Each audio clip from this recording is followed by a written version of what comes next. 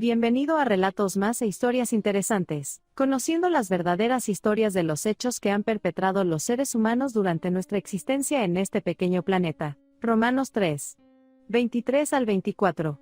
Por cuanto todos pecaron y están destituidos de la gloria de Dios, siendo justificados gratuitamente por su gracia, mediante la redención que es en Cristo Jesús. Leonard Lake y Charles N.G., los coleccionistas de esclavos y su búnker de castigo.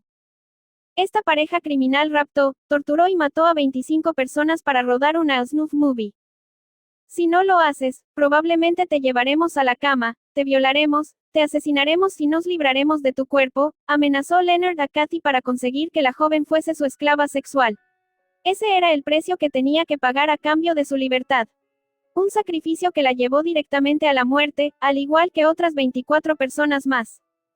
Leonard Lake junto a su cómplice Charles N.G. raptaron, torturaron y mataron en su búnker de castigo a hombres, mujeres y niños con dos objetivos: rodar una snuff movie y prepararse para un holocausto nuclear tras el que repoblarían la Tierra. Nadie conocía las hazañas de estos coleccionistas de esclavos, ni siquiera las autoridades, hasta que un absurdo error en una ferretería los delató. El brillante Leonard. Aquellos que conocieron a Leonard Thomas Lake aseguraron que era un niño brillante, con buenas calificaciones en el colegio y que nunca dio problema alguno. Nacido el 29 de octubre de 1945 en San Francisco, su infancia estuvo marcada por el divorcio de sus padres. Esto supuso un antes y un después en el desarrollo emocional del pequeño, hasta el punto de que mudarse junto a sus hermanos a casa de su abuela fue un grave problema. Tenía 6 años cuando aquella personalidad bondadosa y sobresaliente se tornó en perniciosa y depravada. Leonard empezó a obsesionarse con la pornografía y a fantasear con mujeres desnudas, llegando a extorsionar a sus hermanas para que posaran sin ropa o para que realizaran toda clase de actos sexuales mientras las fotografiaba. A esto se sumaba el maltrato que infligía a toda clase de animales, principalmente pequeños, como ratones, a los que mataba y después disolvía en ácido. Algunos expertos señalan que la separación de sus padres pudo actuar como motor y desencadenar toda aquella frustración, rabia e impotencia. Eso y que nadie supo ver ni frenar unos instintos que derivaron en los posteriores crímenes.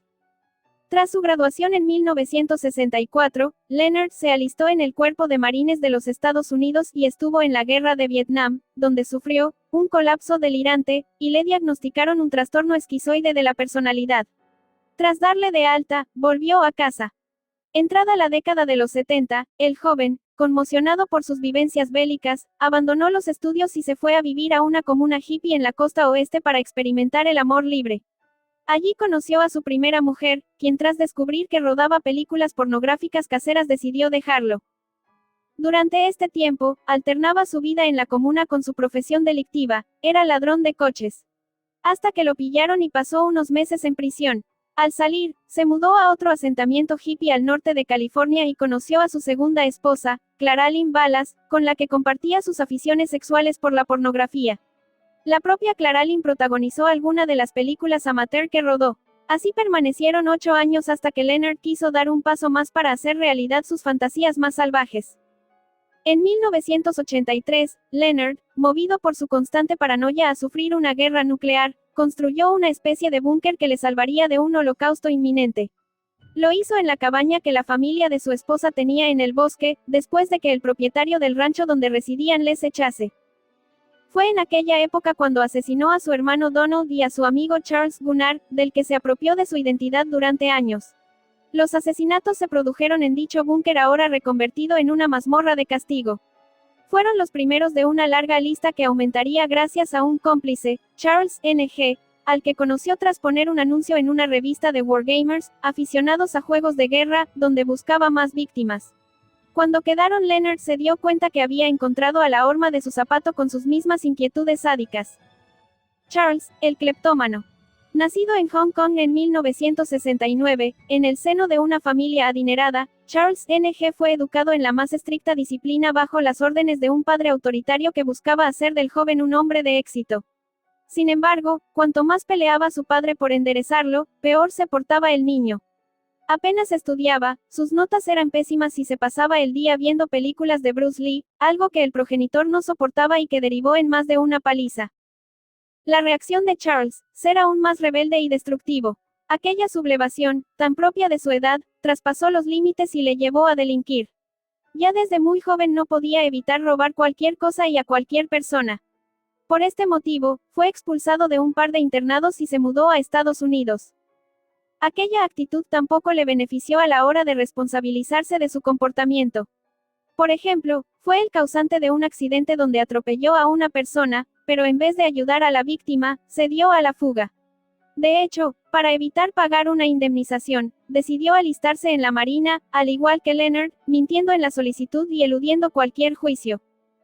Huir no le sirvió de mucho porque le echaron del cuerpo por robar armamento pesado y ametralladoras y por deserción. Aquella deshonra, como lo denominaban, le llevó a ser condenado a 14 años de prisión, pero fue puesto en libertad a finales de 1982, unos meses antes de conocer a Leonard. Le habían conmutado la pena. La mazmorra. En 1983, Charles acudió a la cabaña de Leonard y se encontró con un búnker de cemento pensado para la tortura y el asesinato de personas.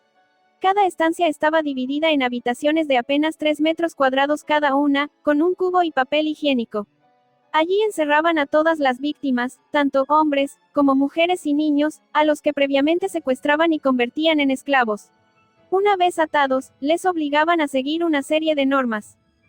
Entre las reglas sadomasoquistas que imponían a aquellos prisioneros, siempre debo estar listo para servir a mi amo, y, siempre debo estar callado cuando estoy encerrado en mi celda.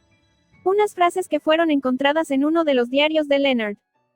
Desde 1983 a 1985, estos coleccionistas de esclavos violaron, asesinaron y descuartizaron a 25 personas, a las que también robaron su identidad y desplumaron económicamente.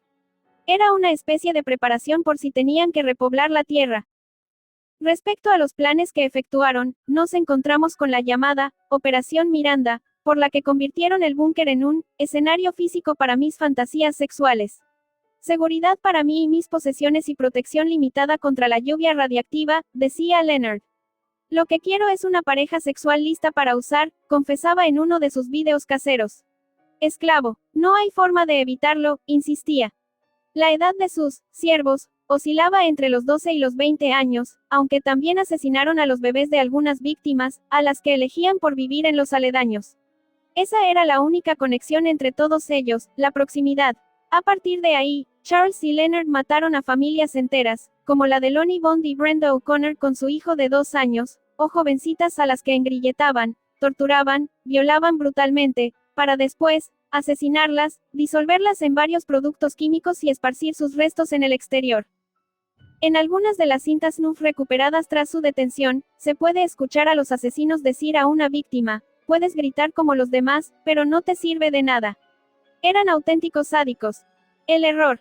Todo el entramado se vino abajo por un error absurdo. Charles robó un tornillo de banco de una ferretería, le retuvieron, llamó a Leonard para que le ayudase y apareció la policía.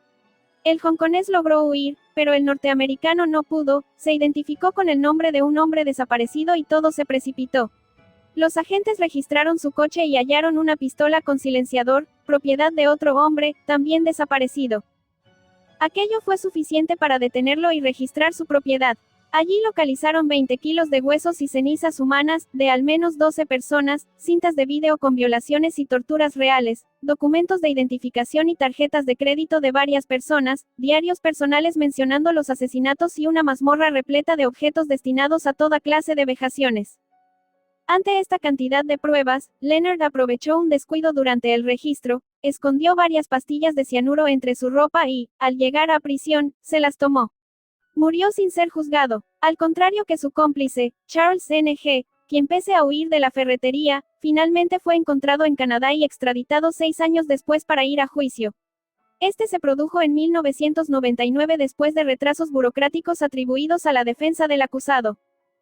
Durante los 8 meses que duró la vista judicial, Charles negó los cargos de asesinato que se le imputaban y aseguró que él solo fue un observador de dichos delitos, nunca el autor de los mismos.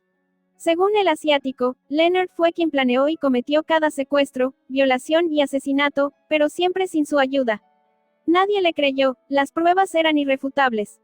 Un jurado popular encontró a Charles Ng culpable de 11 cargos de asesinato, 6 hombres, 3 mujeres y 2 bebés, y fue condenado a muerte por inyección letal.